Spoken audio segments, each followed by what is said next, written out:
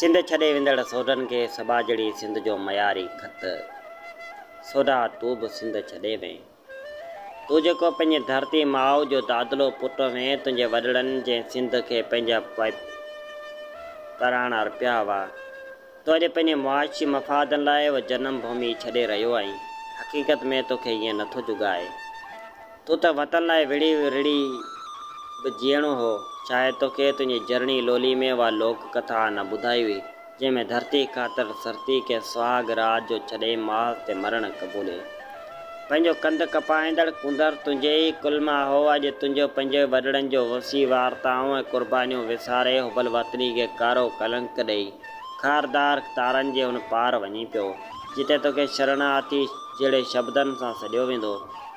जॾहिं तोॾां हकारत भरे निगाहनि सां निहारियो वेंदो, तॾहिं तोखे सिंध मर्द जो बेबाह प्यार यादि ईंदो।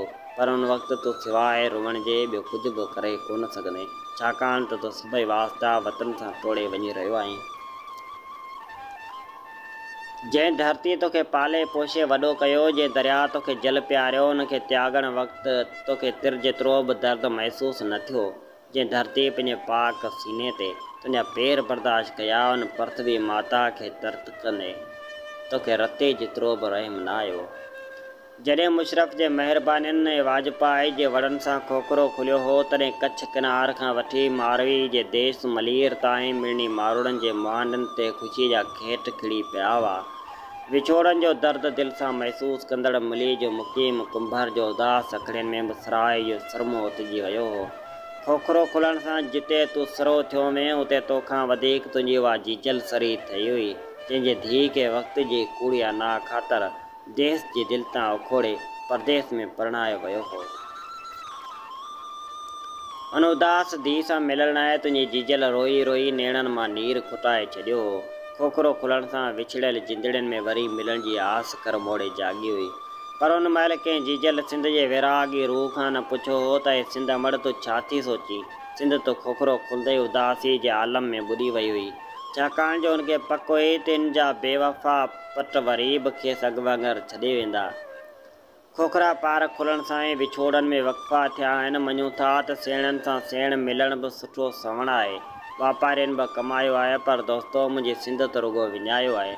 पंहिंजे बदन जे बंटवारे खां वठी अॼु ताईं सिंध पंहिंजे बचनि खां पाण खे जुदा थींदे ॾिठो आहे। जुदाइनि जा जहनम भोॻींदड़ सिंध हाणे साणी थी पई आहे।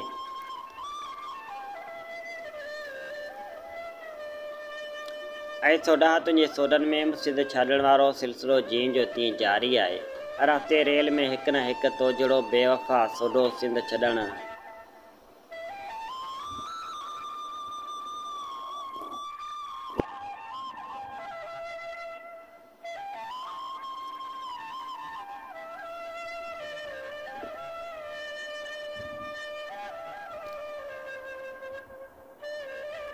ऐं सोडा तो सुहिणी सिंध छॾे पराए देश में कतई सुखी न रहंदे, छाकाणि जो तो पंहिंजे अमड़ खे छॾे रहियो आहीं। सिंध माउ जे कलम में तो विछोड़े जी कला आणी रहियो आहीं, जेको सदियुनि जी सदा बणिजी सिंध माउ जे ॾील खे ॾंगींदा रहंदा।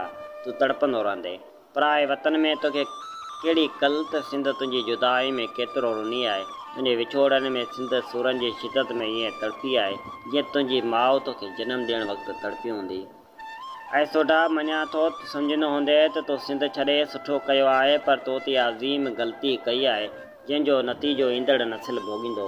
तूं त रुॻो सोडनि जी सदियुनि पुराणी हुबल वतनी जे निड़ी ते नोह ॾिनो आहे, पर तो नसलनि जा नसल यतीम लावारस कया आहिनि। तो फ़क़ति अनफरादी फ़ाइदे लाइ जितमाही क़तल कयो आहे। तो हिकिड़े क़िस्म जो ख़ामोश कातिल बि आहीं। तूं पंहिंजे पेर ते पाण कुआड़ो हयो आहे ऐं पंहिंजे वढे जो न वेझ न तेब। सोडा तोखां सवाइ तोखां कुझु सुवाल कंदुसि, जंहिंजा जवाब न तूं ॾेई सघंदे न ई तुंहिंजो ज़मीर। सोडा सिंध छॾींदे तुंहिंजे जीउ खे झुॻिनो छो कोन आयो। रेल जी कंपार्टमेंट वारी खिड़की मां झाती पाईंदे तोखे सिंध जी मायूसी छो कोन नज़र आई। पंहिंजे अज़ीज़नि खां भाइरनि खां मोकिलाईंदे तुंहिंजे अख में छो हिकु लुड़क बि न आयो। किंजर जा किनारा, कासबे जा मोर, कारूंजर जा हरण, लाड़ जा पला, महाणी जा कोरा दिला तोखां ईअं जल्दी छो विसरी विया। तो पंहिंजे रगनि में रत वांगुरु डोड़ंदड़ सिंधु जे पाणी जी पित छो कोन रखी भलारे भिट ते म्योगी में ताउस जे तंवार ऐं धनार जी दिपकार बि तोखां जल्दी विसरी वई। छा तो कॾहिं इहो सोचियो आहे त तूं जेका पंहिंजे ग़रीब भाइर ते छॾे वञी थो उन्हनि जे भविष्य छा थींदो? उन्हनि खे अक़लियत में छो तब्दील कराईं?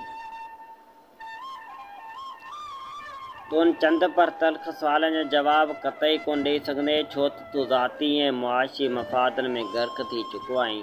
तो पंहिंजी तारीख़ विसारे चुको आहीं, उहा तारीख़ जंहिंमें रिणमल सोढे जे रत जा रेला टलटी जे मैदान में ठिलिया हुआ, उहा तारीख़ जंहिंमें हांसी सोढी पंहिंजी सजनी मेघावती जो मुंहुं ॾिसण बिना धरती मथां सिर सदके कयो हो ऐं पंहिंजे भरम खे भुलाए वेंदड़ सिंध जा सोढा। तूं ॾेह जो ॾुहारी आहीं, तूं सिंध जो मयारी आहीं, तो भिटाई सचल ऐं सामी अॻियां जवाबदार आहीं, फ़क़ति सॿाझड़ो सिंधी।